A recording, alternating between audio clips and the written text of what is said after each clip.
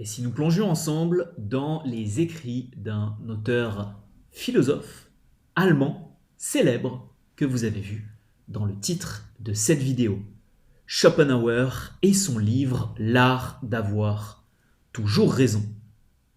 Pour manier la dialectique, pour manier la persuasion et pour manier l'art de transcender, je dirais, la vérité, vous allez au sein de cette vidéo apprendre les 10 leçons qui m'ont été enseignées dans son petit mais très efficace ouvrage L'art d'avoir toujours raison. C'est un livre que je ne peux que vous recommander d'acheter en constat d'intro de cette vidéo parce que c'est un livre très simple, très facile à lire, qui n'est pas en plus très onéreux. Je crois que la version que j'ai a dû me coûter 3 € dans une petite librairie de quartier. Et pourtant, c'est un livre qui peut vous permettre de comprendre les clés, les rouages d'une communication qui va justement être efficiente en débat.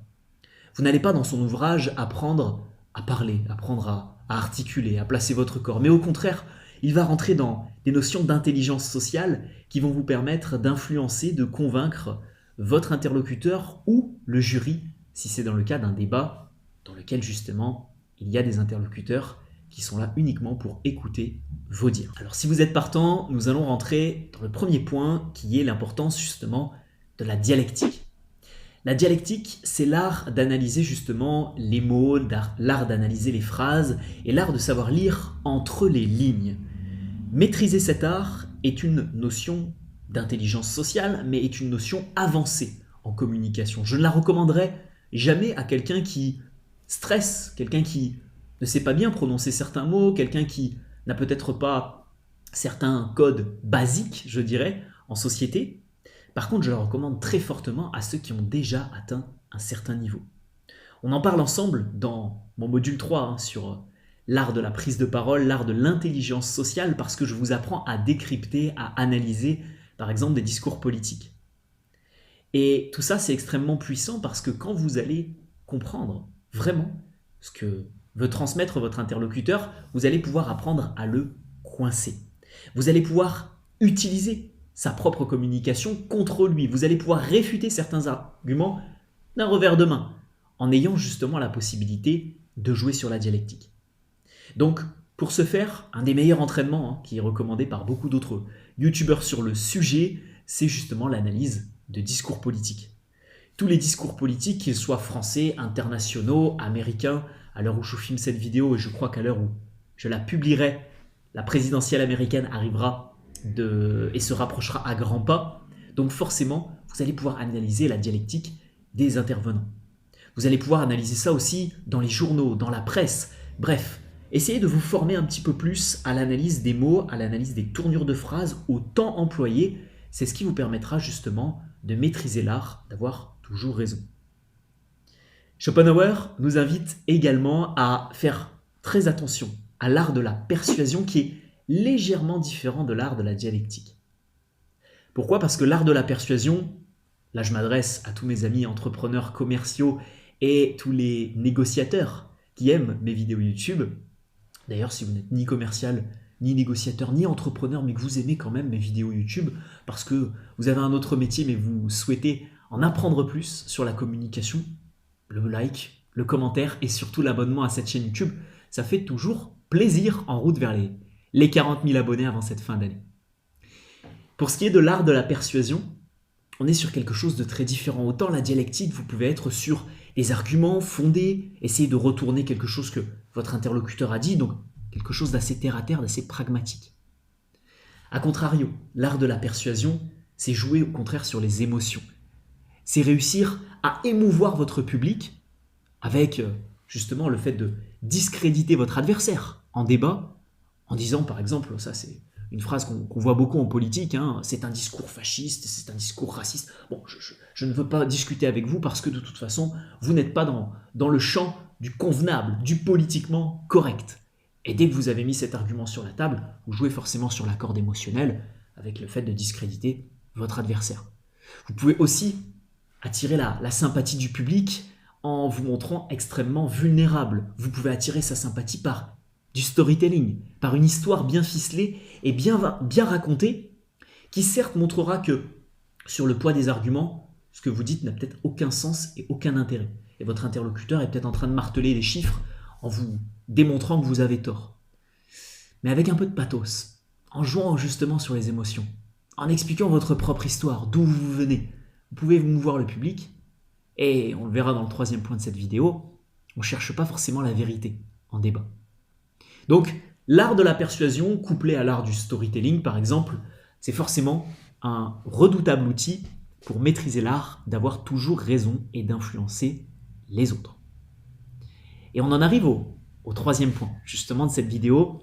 Ça, c'est peut-être, je crois, la chose la plus importante que j'ai appris dans son ouvrage, L'art d'avoir toujours raison. C'est que cette notion de vérité est en fin de compte extrêmement subjective. Quand on y réfléchit bien, à part sur des faits bien précis, avec des statistiques très simples, aux prémices de cette chaîne YouTube, je prenais souvent l'exemple de l'équipe de France qui avait gagné 3-0 le mondial en 98. Bon, ça c'est simple, c'est irréfutable, c'est une statistique qui ne peut pas être modifiée, on ne peut pas dire qu'il y a eu 2-0, on ne peut pas dire qu'il y a eu 4-0, ça c'est vraiment une statistique très simple.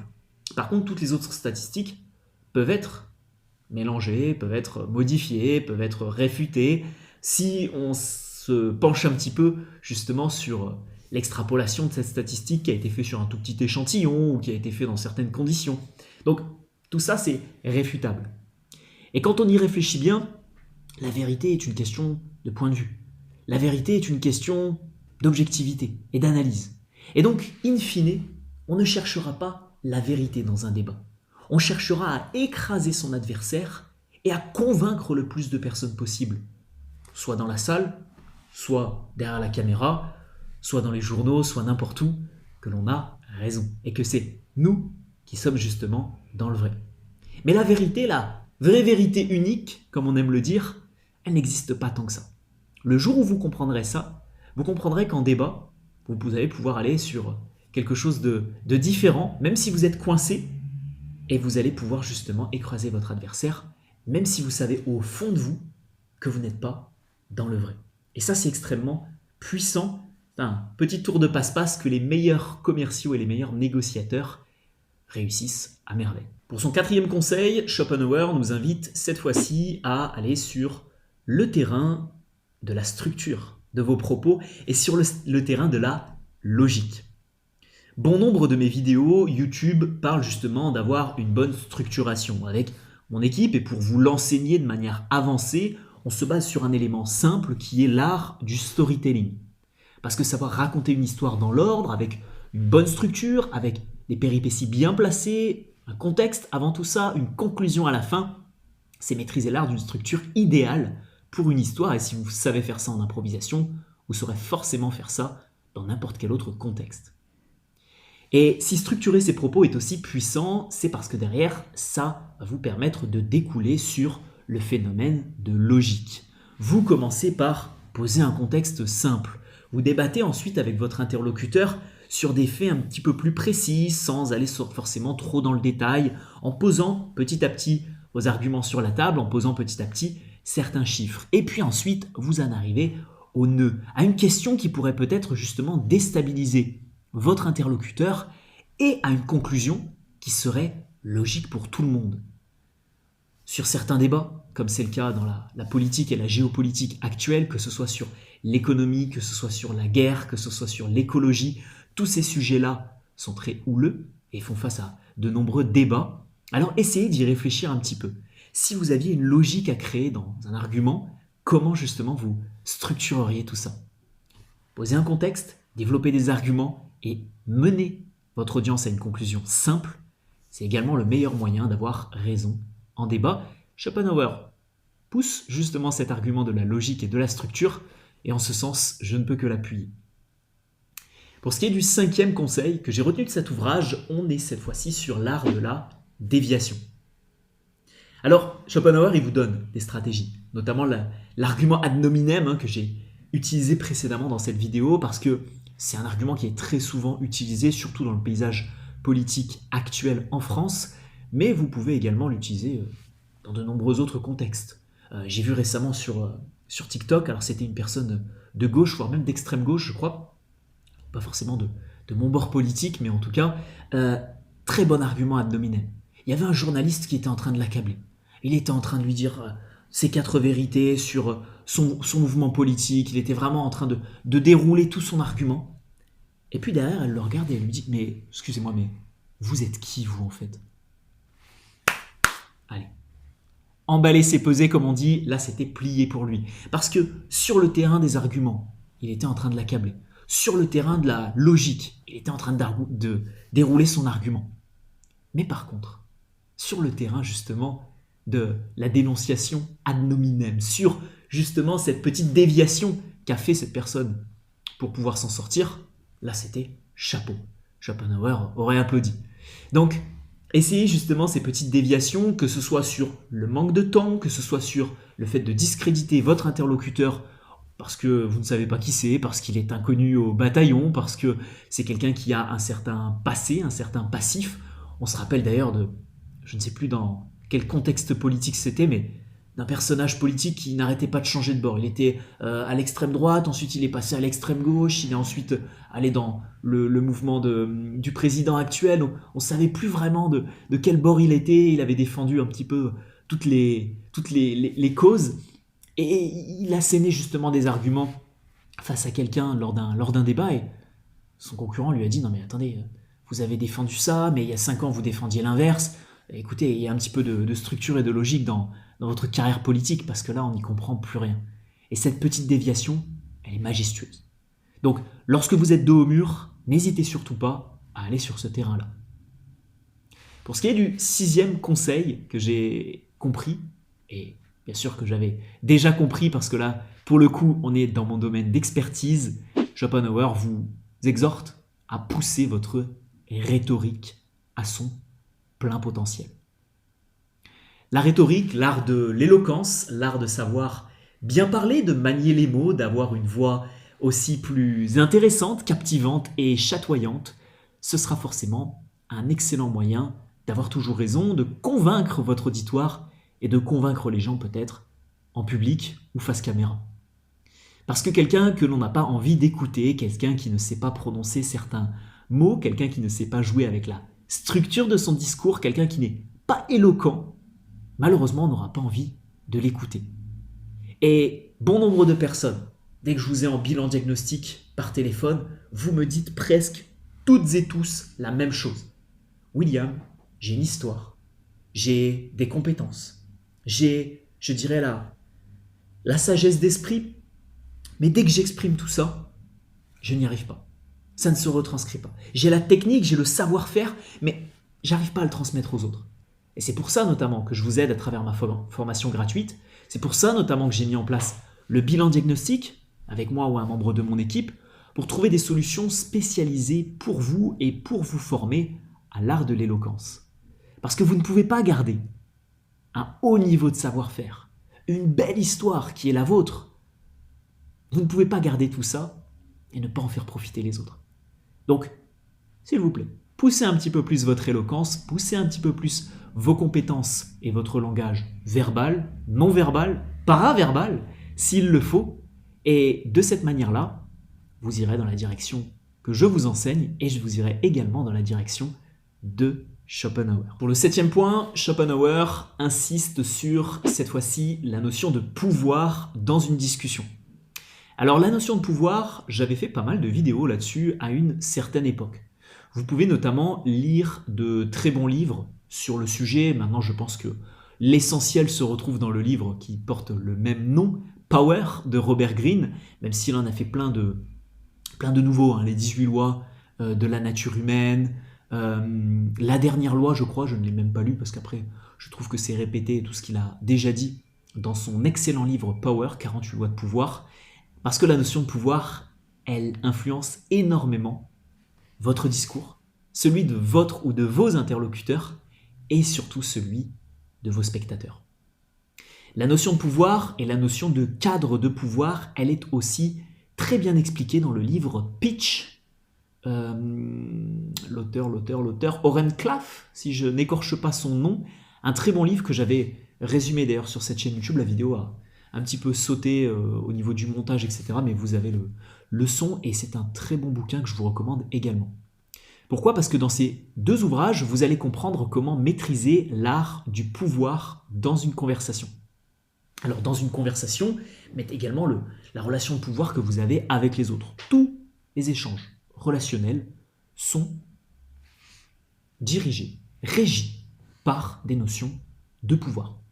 Entre un enseignant et un élève, entre un formateur et un élève, entre un parent et un enfant, entre un adulte et un enfant, entre une personne âgée et un adulte, entre un homme et une femme. Il y aura toujours une notion de pouvoir. Alors je sais, ça ne va pas plaire à certains qui sont là, oui, il ne faut pas voir les relations sociales avec justement des jeux d'influence, de pouvoir, de manipulation.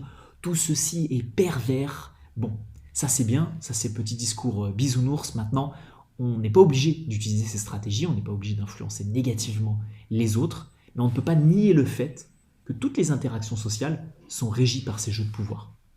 Et une fois qu'on a compris ça, eh ben on peut comprendre comment utiliser ces leviers de pouvoir sur ses interlocuteurs. Si vous avez plus d'expertise que quelqu'un qui vient de rentrer dans la société dans laquelle vous êtes, si vous avez 10 ans de boîte et que vous connaissez tout le monde, vous connaissez tous les rouages de la société, forcément, vous allez avoir un pouvoir supérieur au petit nouveau dans la société. C'est logique, c'est naturel et c'est normal. Si, dans le cadre de la séduction, vous avez énormément de prétendantes qui vous courent après et que vous rencontrez une fille qui n'a pas beaucoup l'habitude de séduire, qui sort peut-être d'une relation avec quelqu'un avec qui elle est restée depuis sa tendre enfance, forcément, il y aura un cadre de pouvoir qui va s'installer. Elle va être peut-être mal à l'aise, pas habituée à ce style d'interaction, alors que vous êtes comme un poisson dans l'eau. Et tout ça, justement, ce sont les jeux de pouvoir. Et Schopenhauer insiste là-dessus, parce que le pouvoir, dans les exemples que je vous ai donnés, il est clair, il est net. 10 ans de société face à une semaine, quelqu'un qui aurait fait 500 dates face à quelqu'un qui en aurait fait 2, ok, ça c'est très facile à déceler, c'est très facile à sentir, c'est très facile à voir. Maintenant, comment inverser la tendance? Comment permettre à quelqu'un qui a justement une semaine d'ancienneté dans une société de pouvoir être l'équivalent de quelqu'un et de ne pas pouvoir se faire influencer par quelqu'un qui a 10 ans de société? Ça, c'est ce qu'enseigne Schopenhauer, c'est ce que je vous enseigne aussi dans ma formation et dans le module sur la persuasion et la vente, et c'est ce que vous pouvez retrouver dans les livres que je vous ai recommandés précédemment. Donc intéressez-vous à tout ça parce que la notion de pouvoir, elle est omniprésente. Pour ce qui est du 8e point, là Schopenhauer souligne quelque chose que vous devez sûrement déjà connaître, c'est la notion de confiance. La notion de confiance en soi, et la notion, je dirais, même d'aisance sociale, elle est fondamentale pour réussir à avoir raison, pour poser des arguments sur la table, même si vous n'êtes pas certain que ça passe, pour pouvoir bluffer face à votre interlocuteur. Il ne doit pas voir que vous êtes hésitant. Vous ne devez pas être tremblant dans votre voix. Vous ne devez pas... c'est vrai que ce que vous dites est... Moi, je pense quand même que... Non, il n'y a personne qui fait ça en politique, il n'y a personne qui fait ça en influence, il n'y a aucun très bon commercial, aucun très bon vendeur qui est hésitant sur son produit ou son service. À chaque fois, vous avez des personnes qui sont tranchées, qui vont avoir un discours clair et qui vont avoir confiance en eux dans leur communication. Donc là, je peux que vous pousser à muscler justement votre aisance sociale, à muscler la confiance que vous avez dans votre discours. Et pour ce faire, le meilleur moyen de muscler sa confiance dans une thématique, c'est de se former et c'est de pratiquer. Pas juste de se former, de pratiquer aussi. Donc formez-vous auprès des meilleurs, formez-vous chez moi si vous en avez envie, inscrivez-vous à ma formation gratuite qu'il y a dans la description de cette vidéo et on aura l'occasion d'échanger ensemble sur votre projet. Pour ce qui est du 9e point, là Schopenhauer nous a donné beaucoup de conseils au sein de son ouvrage pour réussir à détourner l'attention, pour réussir à dévier un argument, pour réussir à créer de la logique, mais beaucoup de choses à mettre en place. Cette fois-ci, on va être plus justement sur une notion d'écoute personnelle. L'écoute, Schopenhauer l'a décrit comme l'un des meilleurs outils pour pouvoir justement avoir raison. Parce que quelque chose qui peut se résumer, un discours qui peut tenir en 1 minute sera beaucoup plus efficace qu'un discours que vous allez étaler sur 10 longues minutes, vous en conviendrez. Mais si vous pouvez, non pas essayer de convaincre vos interlocuteurs que vous avez raison, mais discréditer votre interlocuteur et la personne avec qui vous êtes en débat, là ce sera encore plus puissant. Je pourrais prendre 10 minutes pour vous expliquer que... On pourrait prendre quoi comme exemple? Allez, j'ai une petite bouteille d'eau ici, on va cacher la marque, pas de placement de produit, j'ai une petite bouteille d'eau juste ici, et je sais que c'est un peu d'actualité, en termes d'écologie, en termes de polluants, c'est pas très bon. Il faut mieux acheter des gourdes isothermes par exemple, et pouvoir boire de l'eau du robinet. Bon, je pourrais passer 10 minutes à vous dire oui, mais bon, l'eau en bouteille, c'est pas vraiment un problème, etc. Mais si j'ai un interlocuteur qui, face à moi, vient me dire oui, mais William, voilà, débat, gourde isotherme versus bouteille en plastique. Je pourrais passer 10 minutes à vous sortir des arguments, oui, bouteille en plastique, etc. C'est bien. Bon. Mais si j'arrive à discréditer mon interlocuteur en lui expliquant que les gourdes isothermes, c'est encore plus dangereux que les bouteilles en plastique, parce qu'il y a une étude qui est sortie, comme quoi, on va prendre des choses complètement capillotractées, hein, mais comme quoi le matériau isotherme, la matière isotherme, pourrait justement nuire gravement à la santé des personnes qui sont en contact avec cette matière, parce que l'aluminium dans le corps, voilà, ça crée des cancers, des choses, mais beaucoup plus rapidement que les polluants plastiques. Si j'arrive à poser ça sur la table, c'est encore plus simple. C'est encore plus simple pour moi d'avoir l'approbation du public et que tout le monde se mette à boire dans des bouteilles en plastique. C'est pour ça que l'écoute est extrêmement importante. Si vous sentez que votre interlocuteur n'est pas à l'aise sur un argument, ou alors qu'il a dit un argument mais qui est en sa totale défaveur parce qu'il n'est pas habitué au débat, le discréditer en un rien de temps, grâce à une excellente écoute, ça vous permettra forcément d'avoir raison, sans même avoir à argumenter. Et pour le 10e conseil, Schopenhauer nous invite à prêter une grande attention à la notion de temps. Le temps dans un débat, le temps de parole, une technique qui a été inventée par les communistes, je dirais, pour pouvoir être brillant en débat, c'est de pouvoir justement monopoliser la parole. Passer outre leurs interlocuteurs, ne pas respecter le temps de parole de chacun, essayer d'avoir un petit peu plus de temps de parole que les autres. Alors, tout ça, ça a été chronométré maintenant sur, je dirais, les débats les plus importants, notamment en politique. Le temps de parole de chacun est millimétré, mais vous et moi, on n'est pas en politique. Ou peut-être que vous êtes en politique, mais peut-être pas à un niveau présidentiel. Donc, le temps de parole que vous allez avoir, s'il n'est pas millimétré à la seconde près, ça peut faire la différence. Ça peut vous permettre d'avoir plus de temps de parole, de monopoliser un peu plus la parole, et qu'à la fin d'un débat, s'il n'y a pas un réel gagnant, s'il n'y a pas eu de chaos mémorable de votre part ou de la part de votre interlocuteur, que le jury ou que les personnes se disent, lui, il a été un peu plus éloquent, et puis je l'ai entendu un peu plus longtemps. Alors, bien sûr, tout ça, ce sera intuitif. On ne verra pas vraiment votre temps de parole, vu qu'on ne l'a pas mesuré, mais on aura l'impression que vous sortez gagnant de ce débat, et ça, c'est tout ce qui compte.